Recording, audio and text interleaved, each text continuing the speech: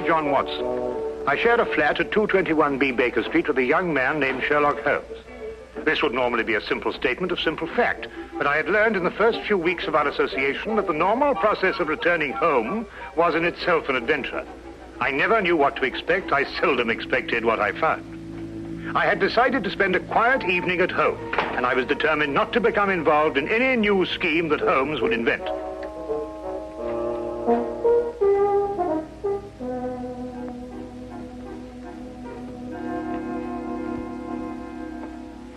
Sulfate gas.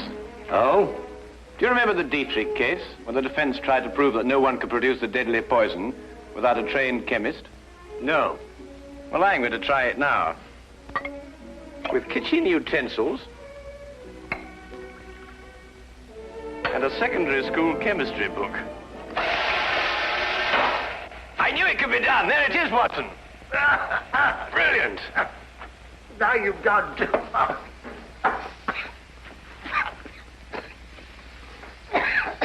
That woman was guilty as a vulture. Clever, too. Holmes, I wish you wouldn't forget that we've got to live in these rooms. Can't imagine why the prosecution didn't think of this. The gentleman arrived here in a hansom. Appears to be coming up here. What else did you notice about our visitor? Oh, I don't know. I say about 30-ish, conservatively dressed. A man of modest means. What do you think, Holmes? I don't know. I didn't see him. You did. Oh, yes. Yes, of course. Oh, excuse me. Morning, do come in, will you? Good morning. Is this Sherlock Holmes' flat? Yes, indeed. Oh, sulfate gas. Oh. Mr. Holmes has been experimenting. That's Mr. Holmes. How do you do, Mr. Holmes? How do you do? I must apologize for calling upon you without an appointment, Mr. Holmes, but it is urgent. May I present my friend and colleague, Dr. Watson? How do you do? How do you do? Now then, Mr. Winthrop. Mr. Harvey Winthrop, isn't it? Have we met before, sir? No, but you mustn't underestimate your reputation. Won't you come in? And sit down. Thank you. Over there.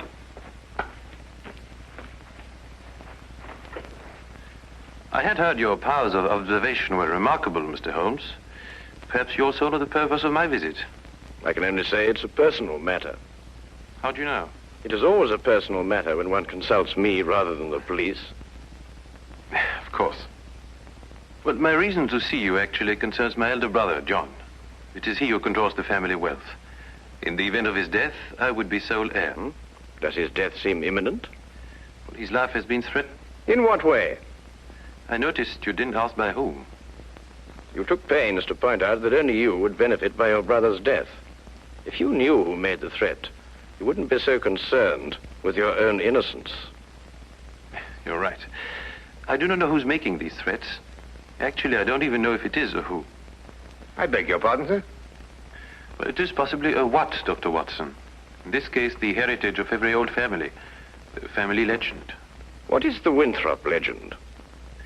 Every member of the family destined for a violent death finds about his person silver coins. Silver coins? Oh, you mean like those silver coins the pirates use, called pieces of 8? Exactly, Dr. Watson. Pieces of 8 as a warning, and at the time of death, a gold doubloon. Have these coins any special significance? 30 years ago, my father was killed by a fall down the stairs in the main hall of Winthrop Manor. A gold doubloon was found under his body. Was he actually seen to fall downstairs? No. The manor was closed and has remained so ever since. I assume your brother has discovered several silver coins. Each day for the past 7 days. I see. What has been his reaction? He has decided for the first time in 30 years to reopen Winthrop Manor. In defiance of the legend? Exactly. We are going to be there this weekend. Who is we? My brother, my fiancée, and myself. And I would like you two, Mr. Holmes and Dr. Watson, to be there as well. Well, that's very good of you, sir. Do you have any other evidence to substantiate your belief? I was very young in those days, but I can still remember the sight of my father's body at the bottom of those stairs. Dr. Watson and I will arrive at Winthrop Manor this Friday night.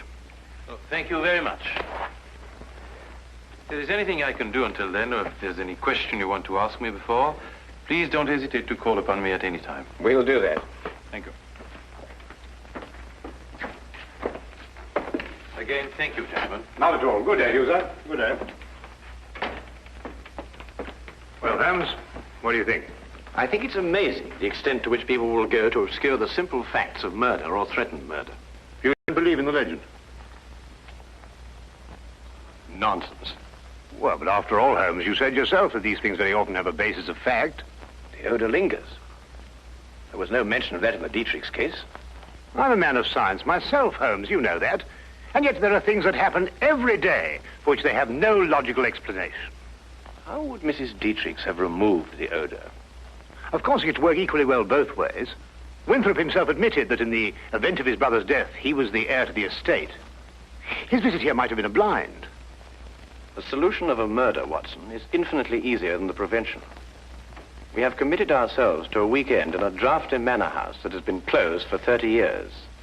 We will watch and we will wait. And in time, we will apprehend the persons or ghosts, who will commit the murder of the Winthrop Legend.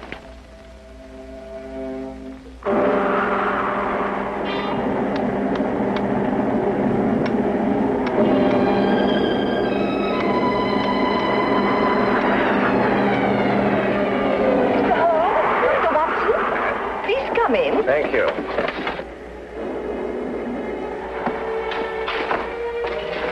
The thunder was making so much noise, I wasn't certain I heard you knock. Yes, I think we got here just in time. Yes, we were worried that you were caught in the storm. I'm Mrs. John Winthrop. How do you do? I'm Dr. Watson. This is Sherlock Holmes. How do you do? I'm very pleased to meet you. You can leave your things here and go into the sitting room. We've managed to get it comfortably warm. I'll have your luggage brought up to your rooms.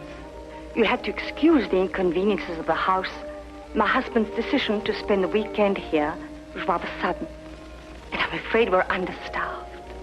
Please don't concern yourself with us, Mrs. Winthrop. I'm sure we'll be very comfortable. Oh, there you are.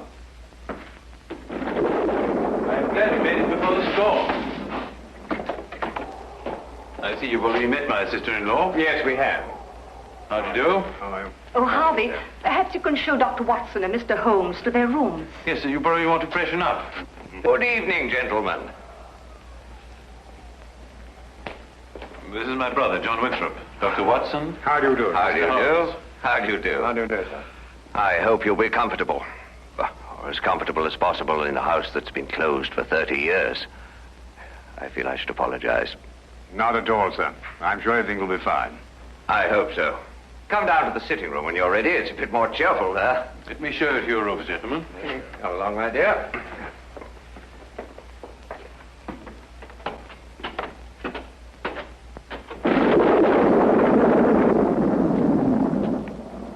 You didn't mention your brother was married. Didn't I? I thought I had. Then surely she would be the heir to the estate if anything should happen to your brother. No, the estate upon his death goes to the next male member of the family. Oh, I see. How did Mrs. Winthrop lose her sight? It was a riding accident, shortly after they were married. My sister-in-law is a remarkable woman, Mr. Holmes. She took to her new way of living with cheerfulness and thoroughness. Yes, it's always encouraging to hear of such cases. And it reflects great credit on those surrounding the patient. Oh, Peg, I want you to meet... Dr. Watson. And you must be Sherlock Holmes.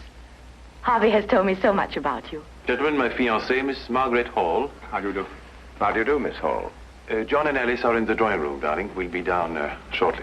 All right, darling. I think we're going to have a wonderful weekend, in spite of this old house.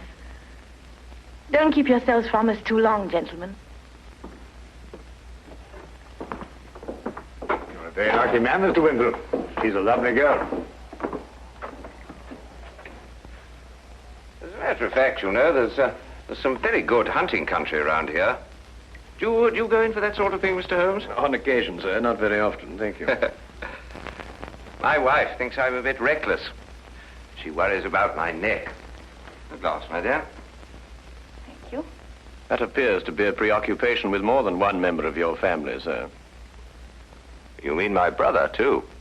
And the reason for your being here? Nonsense. I said the same thing. And you agree with me? You, too, think it's a lot of rubbish? I don't think we're referring to the same thing, sir. I'm talking about the legend, of course. Ah, I see. May I ask, sir, what precautions you've taken against it? What would one do? How does one fight a myth? Well, what's your opinion, Mr. Holmes? Should I take this matter seriously? You are obviously taking it seriously by defying it.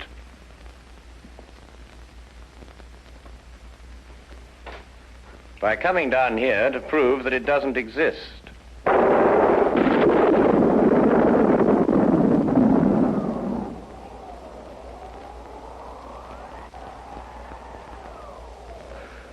Jove, I hadn't thought of it like that. You're dead right, of course.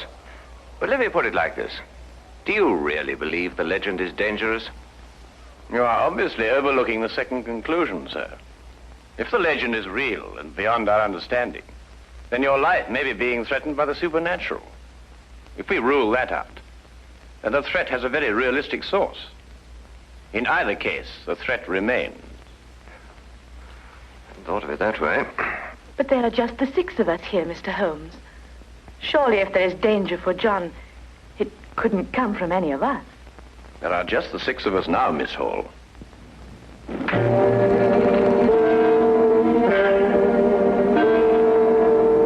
But now there are 7.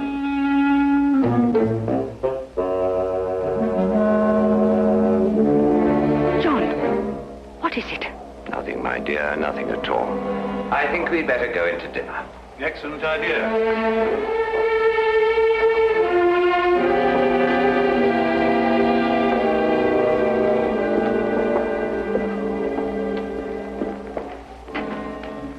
I don't like it, Holmes.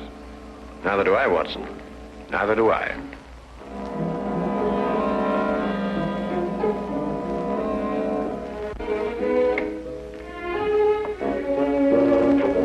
Oh, come in, Watson.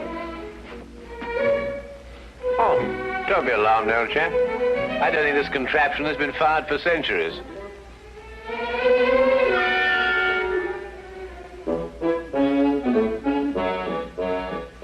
You could hardly expect me to know that from here, Holmes.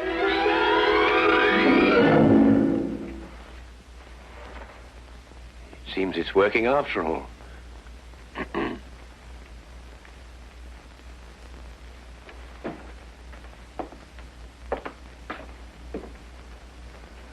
I wanted to talk to you about that dinner we just had. Oh, yes, yes. Excellent, Doc. Don't you agree? Well, it was better than the conversation, or lack of conversation, I grant you. Well, quite natural under the circumstances. Everyone's suspecting things they'd rather not say. What do you make of it, Holmes? Did you realize that young Harvey Winthrop was in love with Alice before she married his brother? Holmes, you're fantastic. How did you determine that? He told me. Oh. Oh, have you got a match, Watson? Yes, I think I should have.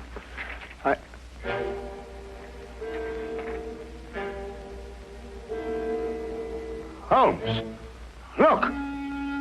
Yes, I know. I slipped it in your pocket during dinner. You what? I just wanted to see how easy it was to plant those things on someone else. Well, really, Holmes, for all you know, I might...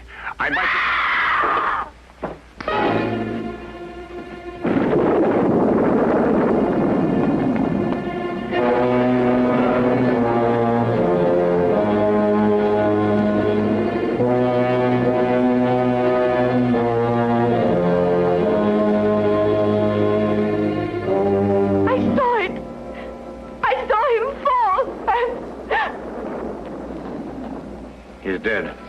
Neck broken.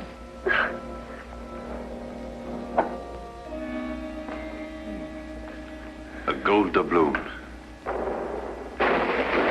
What's happened? Oh, someone tell me. What's happened?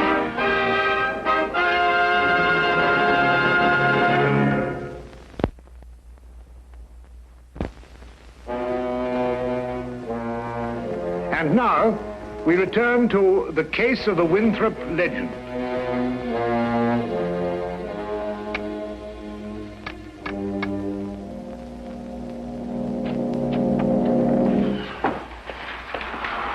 Had quite a time getting back here. The roads are turning bad. Harvey Winthrop. Good evening, sir. Could you get everybody together and see if we can try and get this thing sorted out? Where's the body? Over there. Broken neck. Died instantly. What do you say? You up there? Oh, good evening, Constable. That is Mr. Holmes. I've spoken to you about him. Oh, yes. Good evening to you, Mr. Holmes. Glad to have you on this case.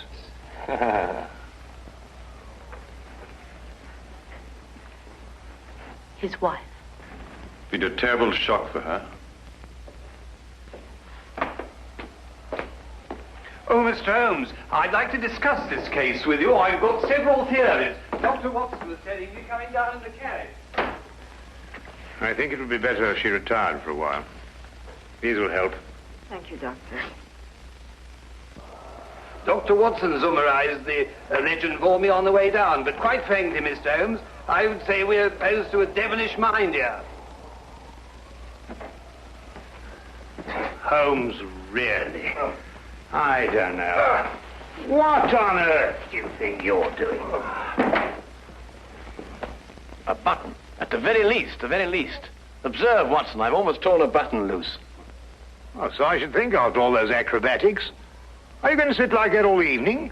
And yet the late Mr. John Winthrop fell down a long flight of exceptionally sharp stone stairs without damaging his clothing. What's that? I'd better check. Yes, I think you had. He may not have torn a button, but he suffered some very severe damage to his neck, I'd like to remind you. An indisputable fact, my dear Watson. Well, what are you getting at, Holmes? That's right. Now we're getting somewhere. Come on, Watson, let's examine the situation more thoroughly. The killing blow was struck at the back of the neck, is that right?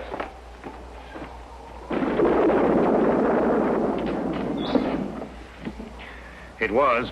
He must have struck the edge of the stairs. He fell. Stone. Edge is quite sharp. The wound be deeper, more pronounced, Watson. Would you re-examine the injuries like a good fellow? Mm-hmm. Well, the skin's broken, but not unusually so. Still, it's difficult to know the position of the body when he fell. I agree with Mr. Holmes. Winthrop and the blind woman were at the top of the stairs when he fell. Mm-hmm. And in a position to have pushed him down. Right. You then imply that Miss Hall, being downstairs all the time, may be ruled out as a suspect. Well, I should take that as a prima facie proof of her innocence. Do you really think so, Watson? Mm-hmm. What's that? Who are you accusing, Mr. Holmes? Your fiancé. Holmes? You're insane. Not at all, I assure you. Your brother didn't fall down these stairs. He was killed, struck by a blow from behind, very probably in this room. His body was then placed at the foot of the stairs, and the legend having been carefully reawakened, and the manner in which your father met his death, and the gold doubloon, all led you to the obvious conclusion. She couldn't have done it. I assure you she could. But Holmes, she had no motive. The estate now passes to Harvey Winthrop. Well, yes, I'm the only one who had a motive. I would say you and the lady you are going to marry. Are you going to report her to the police? Less than useless, I'm afraid. No court in this world would ever convict her on the evidence we have. Well, assuming you're right, and mind you, to me, it's only an assumption, there's nothing we can do. Yes, there is. We can at least remove the assumption. Come with me, gentlemen, into the drawing room.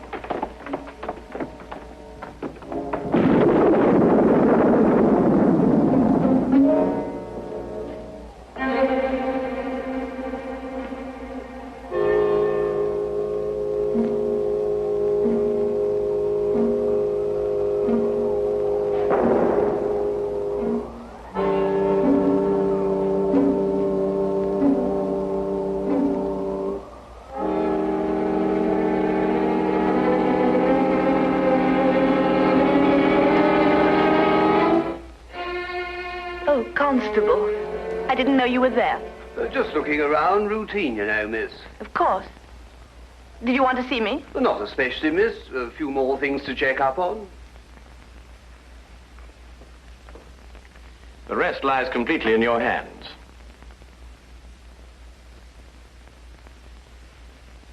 Alice is resting now.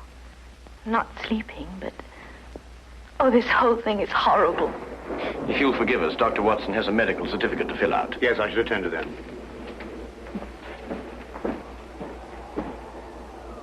Oh, Mr. Holmes. At your service, my good constable.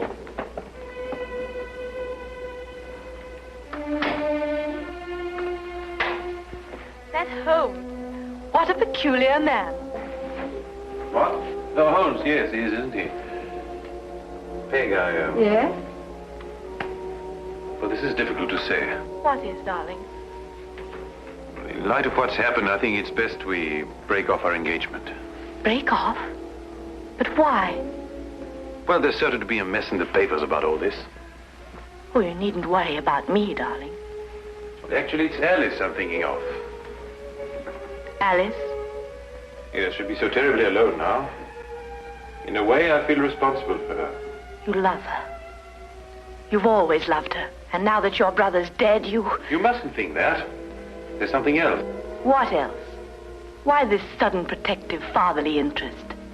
10 years ago, Alice and I went riding across the moors. I started a race. Her horse broke away from her, and she couldn't stop him. He took a high fence and fell. And Alice became blind. But you can't live with that for the rest of your life. It was an accident. It was unfortunate, but it shouldn't influence our relationship now. I'm afraid it does. To me. John dies, and you take Alice. That's funny. That's really ironic. Ironic? What makes you see ironic in such a situation? I don't know. I just meant nothing. Just an expression.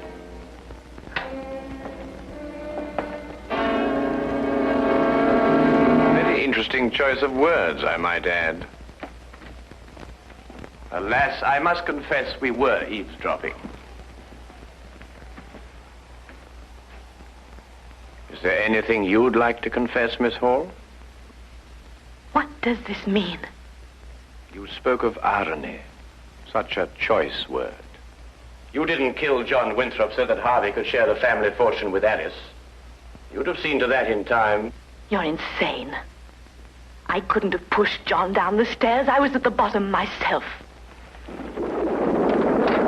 We were in a perfect position to strike him with this. And then, very thoughtfully, placed the end in the fire to remove any evidence of the blow. No court in the world would convict me on evidence like that. You're quite right, Miss Hall. But you know the facts. And we know the facts.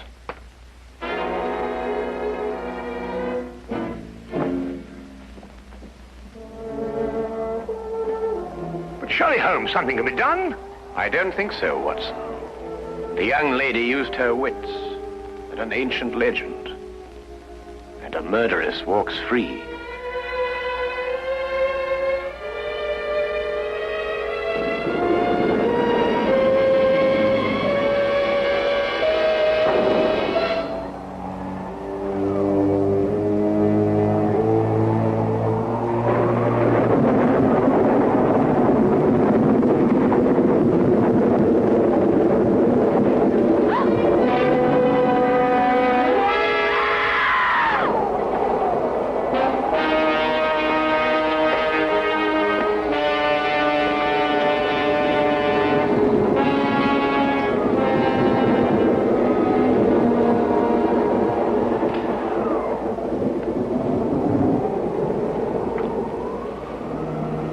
But it's a gold doubloon.